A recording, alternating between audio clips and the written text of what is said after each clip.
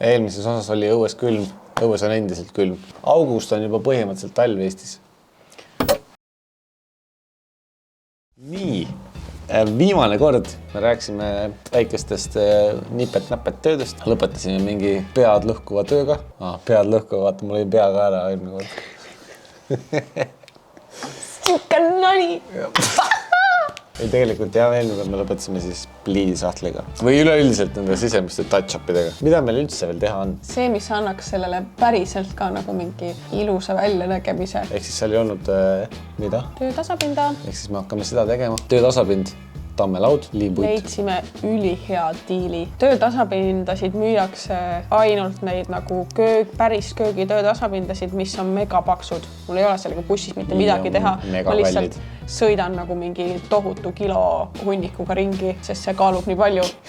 Kilo hunnik. Aga nagu mul ei ole vaja seal siukest paksu töötasapinda, mingi 2,8 senti ja 30 ja mis need olid kõik. Ja teiseks jah, need maksavad üli palju. Ja kolmandaks meil oli vaja seda nii pikka juppi, et me oleks pidanud ostma nagu 2 seda suurt kallist pikka nagu töötasapinda, sellepärast et nii pikka nagu ei olnud ühtegi. Ja siis ma leidsin mingi rastik, mingi...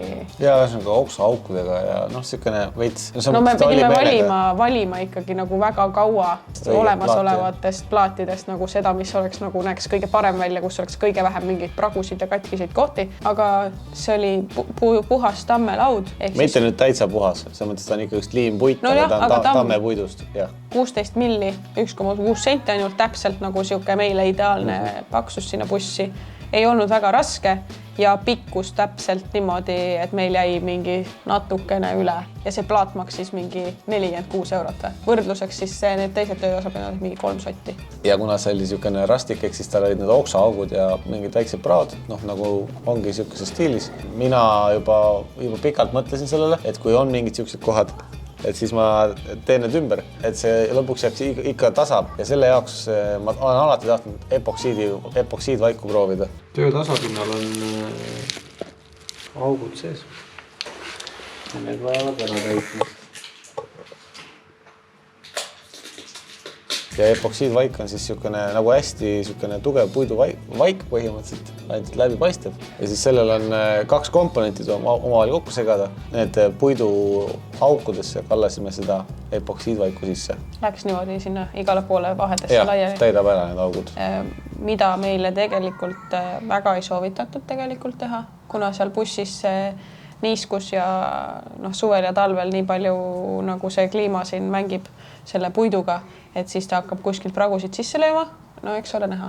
Soojaga ta ei ole teinud, et vaatame, mis ta talvel teeb. Ja siis seal oli peale valamist päris kaua pidis see seisma seal. Jah, see peab 36–48 tundi. On siis, kus sa võite tõdeda. Ja siis saime üle lihvida. Ja siis seal pidime ka paar täiendavat parandust tegema, aga põhimõtteliselt sellega see piirdus. Lõpptulemus, mina olen väga rahul. Eriti rahul saab sellega olla siis, kui sa need epoksiidialad pärast õliga üle tõmbad. Lihvimisega ikka see epoksiid läheb nagu tuhmiks. Kui sa üle õlitad, siis ta puhastab selle pinna ära ja siis ta on nagu täiesti läbipaistev. Ehk siis sellega me ette valmistasime oma töötasapinna. Edasi. Siis oli vaja teha voodilistud, kuhu peale me tõmbasime selle teise plaadi, et voodi laimaks saada. Millega tegeled? Õudusega. Tammelistud õnneks olid olemas, oli vaja ainult freesida ja õigesse pikkusesse lõigata ja õlitada. Ja voodilistud siis me panime seina külge või sinna kappide külge, aga fikseerida saime ainult sealt kohast, kus me teadsime, et teisel pool on bruss vastas, et muidu tahaks ainult sinna vineeri külge jäänud, mis on ja mina ei julge sinna voodi peale minna. Sa nagu nii ei julge sinna minna? Nüüd julgen, kui ta on ainult selle vineeri küljes, et mina pidin teadma, et ta on seal brussi küljes. Ja sellepärast pole ka need kruviaugud väga nagu mustri järgi, pigem on nad lihtsalt sinna, kuhu saab. Aga see ei mängi rolli. Sinna me panime ilusad kuldse peaga kruvid sisse. Sinna ilusa tumeda puidu peale ei jäänud ta väga paistma. Ja üks koht oli hea. Lasime seda sinna kruvi sinna brussi, me teadsime, et seal taga on bruss ja me suutsime lasta selle kruvi täpselt seal taga oleva brussi sees oleva kruvi keskele, nagu niimoodi, et see kruvi ei läinud sinna sisse. Mis ta teeb nii? Seal ongi mingi kruvi. Ei tohiks võiks nagu olla, kui ma ei saa midagi teha, kui siin ja minu meelest me lõpuks lahendasime vist selle niimoodi, et ma lasin sinna nagu pettukruvi sisse, sest auk oli olemas. Auk oli olemas, sa lasid kruvi, lõikasid maha selle nagu lühikseks ja siis me lasime selle lihtsalt sinna sisse, sellepärast muidu meil oleks jäänud liistu auk ja siis lasime uue kruvi sinna kõrvale. Üks koht jäi seal pikenduses, kuna seal pikenduses on ainult raam, siis seal keskel ei ole meil ühtegi plussi. Sealt jäi viimane kruvi, jäi ainult 6 selle vineeri sisse. No ma ei tea, rahvas. No. Ma arvan, et voodi pooled on valitud. No. Kristin magab augu peal. Senni pole veel keegi läbi kukkunud. Pole läbi kukkunud veel sealt nii. Ja siis me liikusime edasi kapi uste juurde. Taas või tagasi. Et tegelikult kapi uksed olid meil lõpuks ära värvitud ja ainult lingid olid puudu. Ja nende linkidega oli üks väga huvitav lugu. Nimelt oli see, et me tahtsime nagu nahast ukse linke, aga kõik kohad, kust me otsisime, mis oli mingi 15 €. Üks link maksis 15 € või 17 €. Oli üks link, aga meil on nagu ma ütlesin, meil on 11 kapi ust. Ja meil on vaja 11 linki. See on nagu mingi 180 €. 190 €, midagi sellist. Et saada nahariba. Et saada nahariba ukse külge. Ja muidugi me ei olnud nõus sellega, sest meil on Exceli tabel bussis tehtud ja eelarve oli juba väga suur. Mõtlesime, et teeme ise. Ja siin kohal kõige suurem, nagu ma ei tea, kuidas ma peaks ära tänama neid Rivetis, siuke pood. On siin järve keskuse juures õmblustarvete poode. See on igast käside asju. Nupud, needid, lukud, nööbid, rihmad, igast asjad on seal olemas, nagu toorikud. Ma käisin selle mingi 2 kuu jooksul äkki seal. Ma käisin seal ma arvan, mingi 20 korda või. Me tahtsime teha seda, me sealt Rivetist leidsime, Kristin algul oli skeptiline, mina ütlesin proovime ära. Kasutasime püksi või rihma, ostsime siis heledast, helepruunist nahast või helebees või mingi siuke. No mingi beesikast nahariba, jah. Siukse peenemast siis. 15 milli.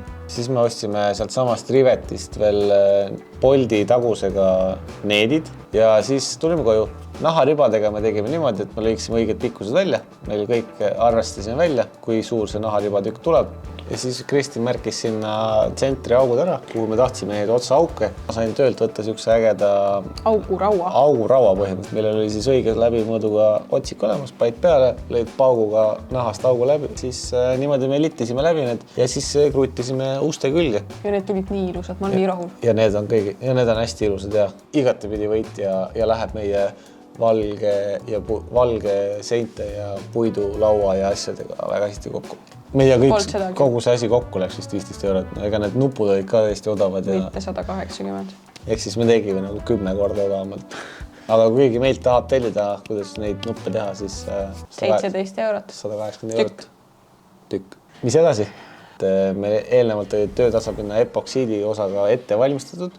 Nüüd oli vaja siis lõigata välja õiges suuruses tükid sinna peale sobitamiseks. Taaskord natukene pidime seinte kumerustega mängima, aga suures pildis oli see suhteliselt lõikamise vaeva ainult. Töötasapindadega läks võrdlemisi hästi. Välja arvatud see, et ma tahtsin sult neid ääreliistusid. Ja kahjuks sellest ei ole, meil ei ole sellest videot, aga ma arvan, et ma saan siia panna pildi, kus need valmis kujul on ja võib-olla sealt näeb ära, milline pedantsus taaskord neiul välja lõi.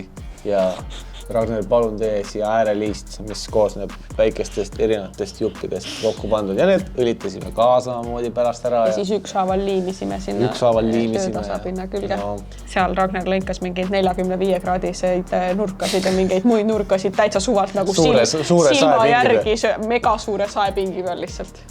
Mingeid siukseid tükke. Sest mina tahtsin. Ja. Sa olid nii tubli. Ja. Töötasapinnad saime valmis, siis juba hakkas vaikselt liikuma asi sinna, et oli vaja mingeid väiksemaid asju teha. Ja esimene väiksematest asjadest oli see, et suures kapis ei olnud meil seda riidepuud. Et eelmises osas ma valmistasin ette, ohverdasin oma peaaegu selle jaoks või oma mõistuse. Nüüd me siis paigaldasime selle toru sinna. Jällegist suhteliselt lihtlabane, ostsime toru, lõiksime õigesse mõõtu ja siis selle paime sisse. Sinna ostsime mingid suvakad nagid. Ikeasse sektsioon alla 5 €. see on hea. Sealt, kui sul on õhtul aega lapata, siis seal on nagu mingi 48 lehte alla 5 euroseid asju. Ma tellisin sealt mingi tohutul unikul asju, maksin kokku mingi 18 eurot. Ma julgen öelda, et see vist markeeris selle suure kapi nii-öelda valmis saamise põhimõtteliselt, et sellega oli suur kapp oli nagu valmis.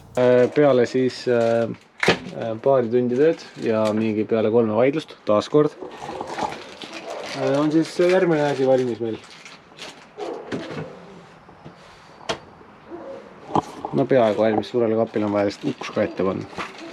Nüüd selle osa viimaseks peatükiks alustasime torutöödega. Kui me töötasapinda lõiksime, me lõiksime sinna kraanikausi auguga sisse, paigaldasime kraanikausiga ära. IKEA kraanikaus. Sellel on juhend, kuidas paigaldada, kuidas torusid teha, särki värki. Kuidas töötasapinna sisse auku lõigata. See juhend on ka olemas. See juhend on ka olemas. Ühendasime selle valamu sinna ära. Süsteemiks oli siis see, et 20 liitrist kanistrit. Üks on siis musta vee jaoks, üks on puhta vee jaoks. Seal nende liitmik... Ja jalapump on. Ja jalapump on mehaaniline. Tavaline pump. Ei ole elektriline.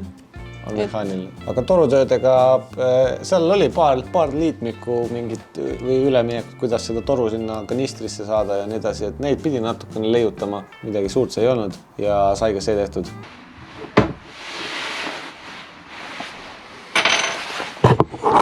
Kui Kristin küsib, siis me ütleme jah, me saime sellega hakkama.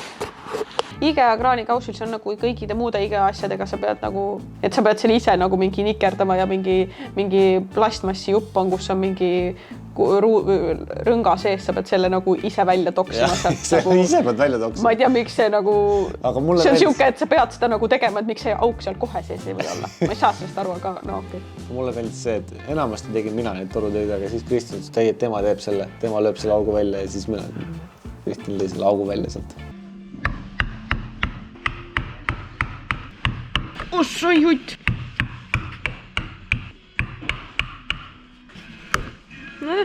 Tadaa! Ma sain tööd teha. Sellega saigi nüüd 6. osa läbi. Ega palju tõesti pole jäänud. Nii et ma arvan, et järgmine osa võib-olla on äkki finaal. Seega tulge vaadake järgmine osa, mis see endast kujutab, mis meil saab, mis meil veel teha on. Kas me saime üldse bussi valmis? Ja kas me üldse saime bussi valmis. Aga tulge kindlasti viimasse saatesse ka. Jääge ootele ja näeme seal. Ciao!